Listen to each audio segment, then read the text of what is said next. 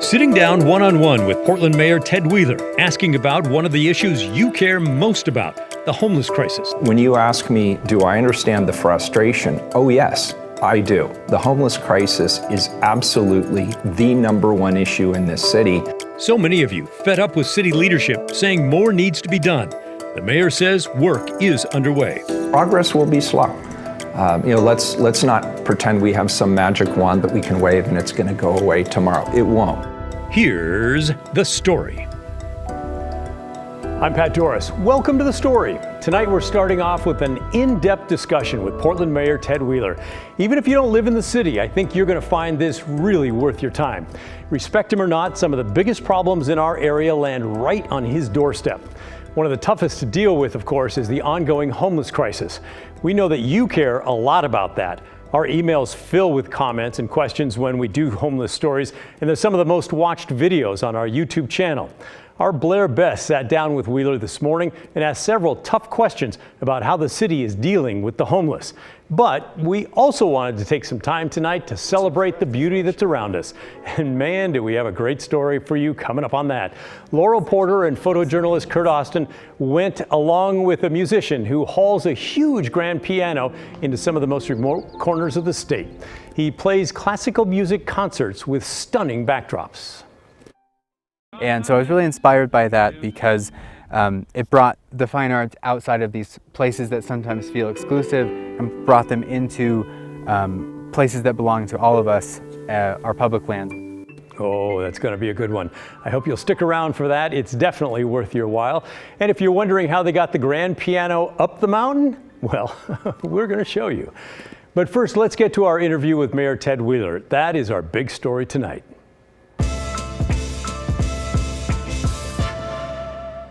Our Blair Best joins me now. She specializes in covering the homeless issues, and she's been trying to get an interview with Mayor Ted Wheeler for months now.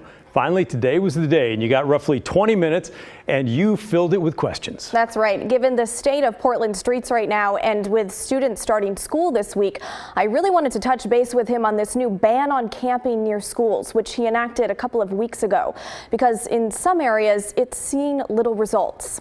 Here's what he had to say. So the executive directive that leads to the clearing of safe routes to schools has gone very well. We've removed about 50 camps since that started mid-August-ish. And by and large, we haven't had any problems. The way it works is we go out, we post a site for a minimum of 3 days, up to 10 days.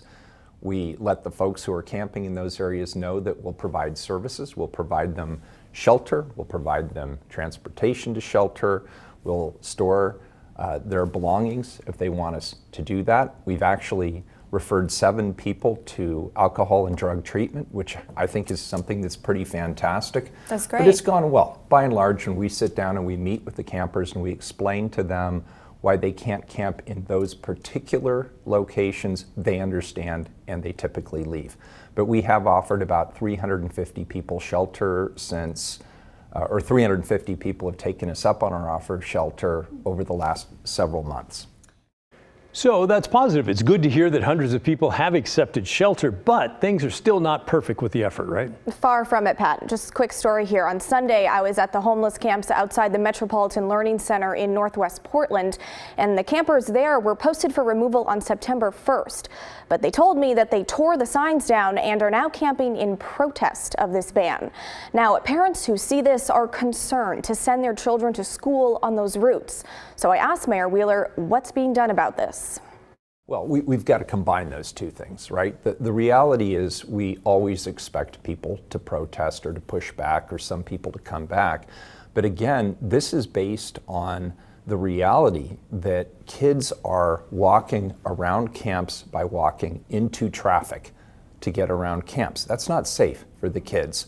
And when we sit down and we explain to the campers why we are specifically moving them out of these safe route to school corridors, the vast majority understand. For those that are protesting, we will go back, we will repost, we will re-explain, we will offer services to those individuals, shelter, transportation, storage for their items.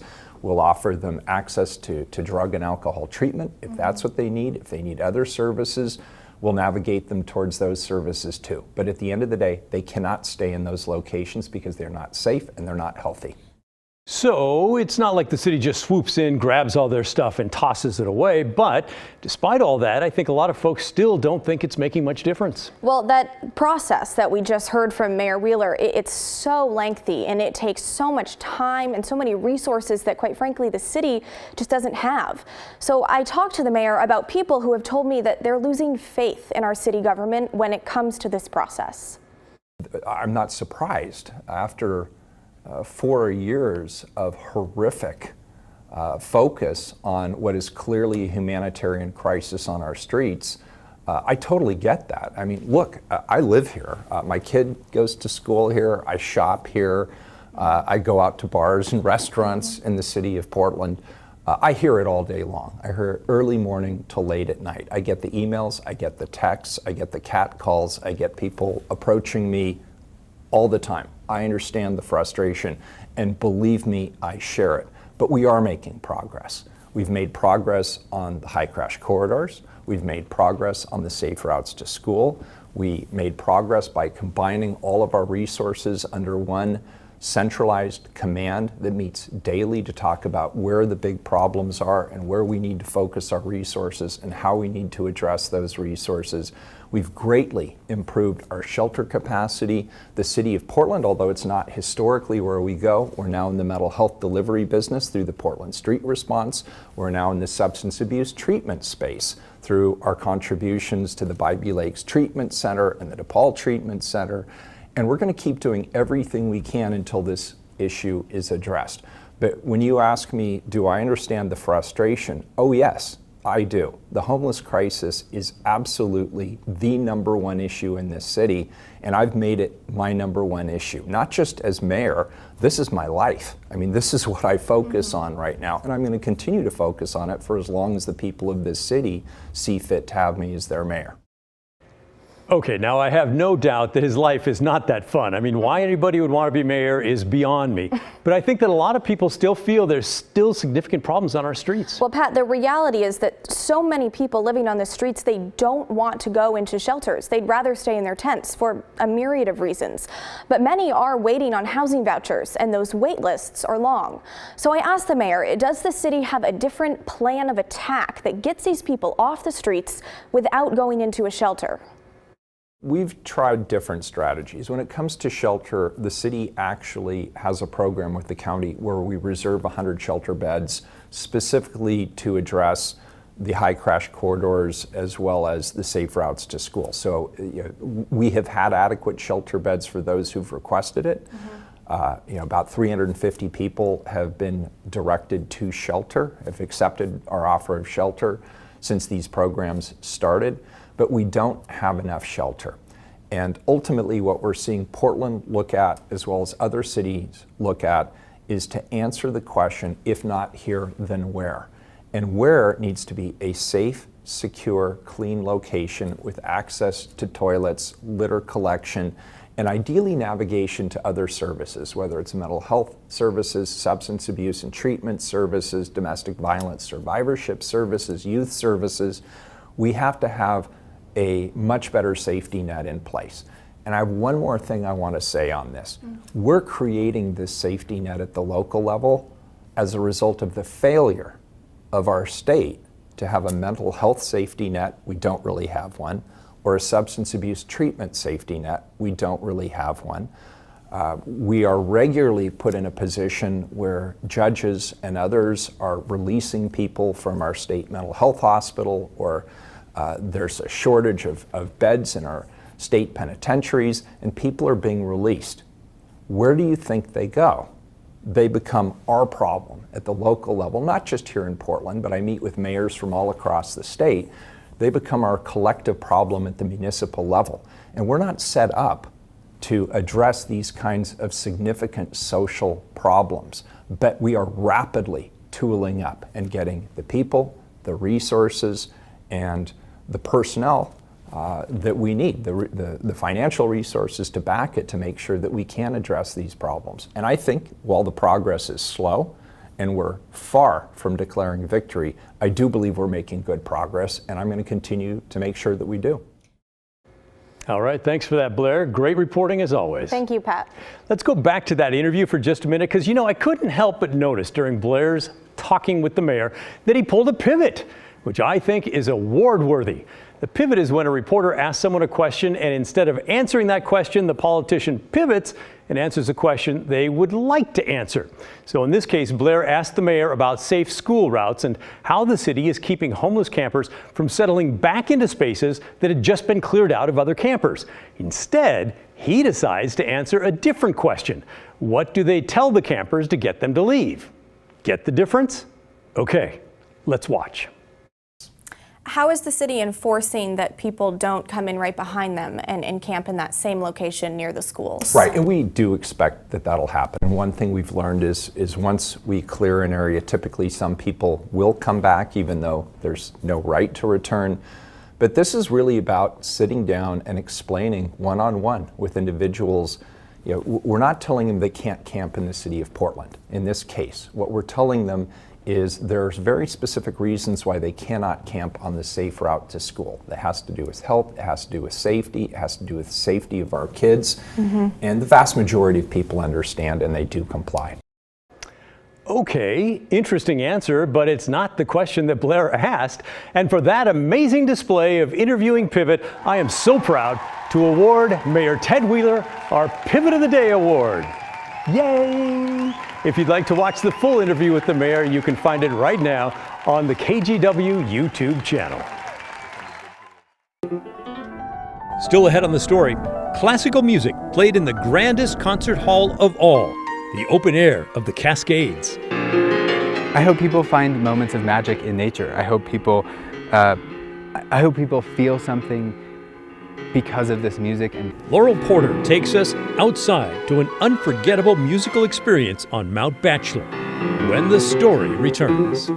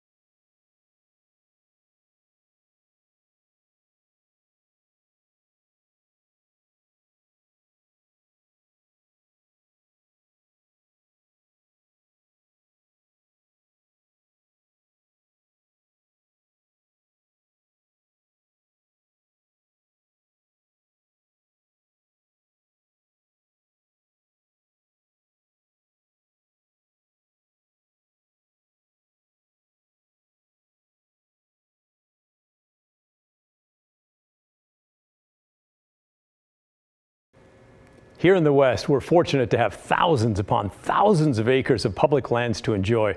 The beauty of the wild really surrounds us, and it can sometimes offer spectacular surprises. Laurel Porter shows us something she found at the top of Central Oregon's Mount Bachelor. When you think about Mount Bachelor, you might first think of skiing and boarding in the winter. But summertime at the top of the mountain has its own attractions. Photojournalist Kurt Austin and I recently trekked up the volcano to find a lot of other hikers enjoying something truly spectacular. In Central Oregon's majestic Cascade Mountain Range stands Mount Bachelor, a world-class ski resort in the winter. It brings surprising adventures in the summer. Is this an adventure? Yes. It is. And where are they headed? Well, we're heading up to the piano. Up here? Yes. And yes, as they climb this mountain, the unexpected sound of music. From a piano, a 1912 9-foot Steinway grand piano, perfectly poised 8,000 feet above the valley floor. This is the greatest.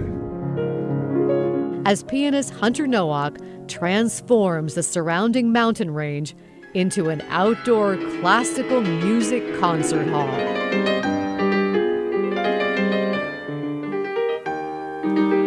What an incredible place to listen to beautiful music. We're groupies. Concert goers traveling from around the region, perched next to lingering patches of snow under bluebird skies.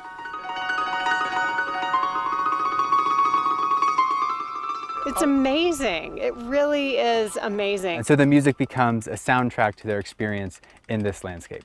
Hunter has performed in the wild in all corners of his state and in between, from Crater Lake to the coast, from the Alvord Desert to the Wallowas, to here at Central Oregon's Mount Bachelor. In its 7th year, the In a Landscape concerts are inspired by a Great Depression-era program that brought free music concerts to public lands. And so I was really inspired by that because it brought the fine arts outside of these places that sometimes feel exclusive and brought them into places that belong to all of us, our public land. Wireless headsets provide concert-quality acoustic sound and allow people to wander and experience their surroundings. Part of the concert series' mission to celebrate Oregon state parks and public lands. We look out here in the Deschutes National Forest and, this is all thousands of acres of public land. And it's our responsibility to care for it. For about a third of the audience, it's their first time at a classical music concert, enticed at first by how unusual it is. And so part of it is just the drama of seeing this beautiful instrument in these magical landscapes that brings people there. And then once they're there, then they're like, oh, this is actually really amazing music. And part of the magic and mystery, and what you might be wondering, how in the world did they get the piano up here? How did they get it up here? Like a crane or? The artist is also the composer of a detailed technical plan for his precious piano to scale a mountain. Right at the top of this lift, there's that tower, and we go just kind of beyond that. The road to the top begins early in the morning. There are some people that are appalled that we do this with a piano. But the piano is carefully packed. Its legs removed, it rides on its belly in a flatbed trailer. But I think it's worth it. Hauled behind a heavy-duty pickup around treacherous turns, over rocky terrain, and through hollowed-out holes in the dirt road. These pianos were built to tour. They weren't really built to be in a trailer going up dirt roads. Once it's near the top, a Skytrack, a mountain tractor, pulls the truck and trailer over a steep grade of loose lava scree. I'm just spinning out. Oops, sliding a little. With Hunter at the helm, supported by his crew, Keep going. they guide it onto the precipice of the mountain. Good job, Hunter. Good job, Hunter. Good job, everybody. The team secures the piano, levels it, That's it? That's it. Good. and reattaches its legs. And the flatbed becomes a stage. Mother Nature provides the backdrop. Hunter and his Steinway supply the soundtrack. From Chopin to Rachmaninoff to Ravel, the soaring music connects audience members to the landscape and to the instrument. Hunter even invites people to listen from underneath the piano. I hope people find moments of magic in nature. I hope people feel something because of this music and because of being in a landscape with, with other people. This is just the most magnificent thing I've experienced in a long time in my life. For those who've been to one of Hunter's concerts before, What touched me sitting here tonight was I can hear the same piece at different locations, and it touches me in a different place. classical music in the wild, It's a breath of fresh air. chords in a landscape Such a unique experience. that lift us up and bind us together.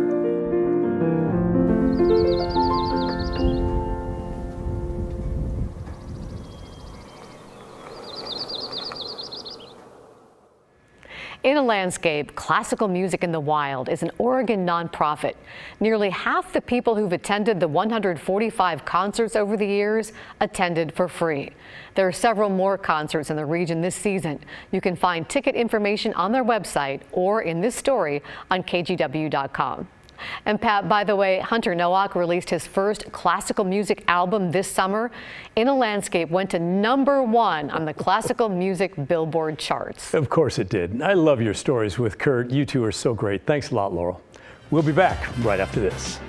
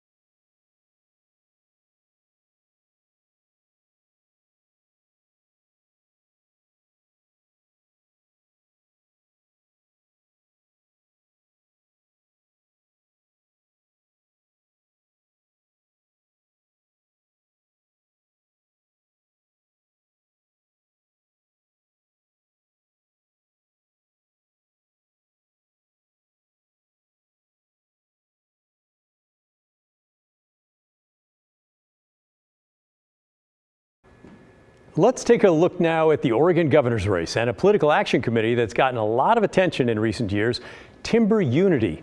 You've probably seen their signs, especially in rural areas of Oregon. Or maybe you remember when they first came onto the scene in a big way back in 2019 with this log truck protest at the Oregon State Capitol. I was there. It was loud. Big rigs filled the roadways in a convoy to the Capitol, and Timber Unity held a rally, all of it to fight against the cap and trade bill, which died that year, although it came back years later. Timber Unity says they're a nonpartisan group. They say their aim is to protect natural resource jobs for working class people in rural Oregon. They've gotten a lot of support from Oregon Republicans who walked out and left the state to kill that cap and trade bill in 2019. Unaffiliated candidate for governor Betsy Johnson was an early supporter of Timber Unity. She comes from a timber family and has a large amount of wealth from timber. She's gotten thousands in campaign support from other timber organizations. She's gone to Timber Unity rallies, held signs, even got an award for one for her vote against that cap and trade. So you would think she'd be a shoo-in for their endorsement, right? Well, when it came to endorsing a candidate for governor, something interesting happened. Timber Unity snubbed her. They decided to endorse Christine Drazen instead. She has also supported their efforts. Timber Unity announced that Drazen supports their values better than the other candidates for governor, especially when it comes to what they call checkbook issues like taxes, inflation, and housing affordability. They said they met with both Drazen and Johnson, but that they had concerns about Johnson's record, especially on taxes. We certainly appreciate Betsy Johnson and how she stood up with us for cap and trade, but she has some pretty hard votes that she's taken as a Democrat senator, such as the corporate activity tax, the transportation tax. She voted to not give us our kicker refunds 2 times. It's just a full scope of checkbook items that made it really difficult to support her in this race. So for our membership, keeping Oregon affordable and rescinding those tax votes and keeping us in our jobs and in our rural communities, we felt Christine Drazen would be the best choice for governor.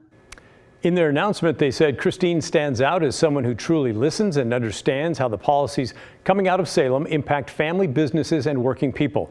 She has a clear plan for ensuring that timber, agriculture, and other natural resource industries are a growing part of our state's future, not just our past. Drazen said she appreciates their support and looks forward to working with them in the future. Betsy Johnson, for her part, said she had no comment. Timber Unity also said they've not yet met with Tina Kotek, but they'd be open to it. Now remember, with 3 candidates in this race, one of them could win with less than 40% of the vote, a lot less, if the race is as close as many project it to be. And the non-affiliated voters could end up being the ones who decide. Take a look at this. They're the largest block of registered voters in the state now, about 6,000 more non-affiliated voters than Democrats in Oregon. As of August, Betsy Johnson could be the spoiler that takes votes from Kotek or Drazen, or she could have enough of her own support from both sides to win it all. We'll see how it all shakes out in November. Keep sending your questions and comments to thestory@kgw.com. We're going to wrap things up right after this.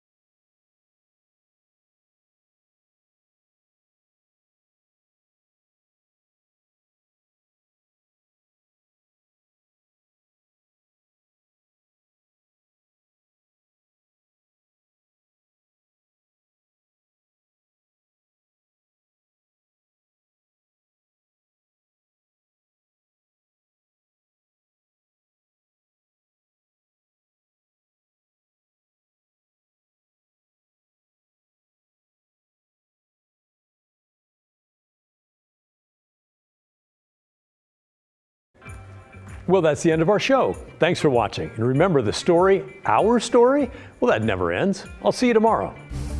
This is KG.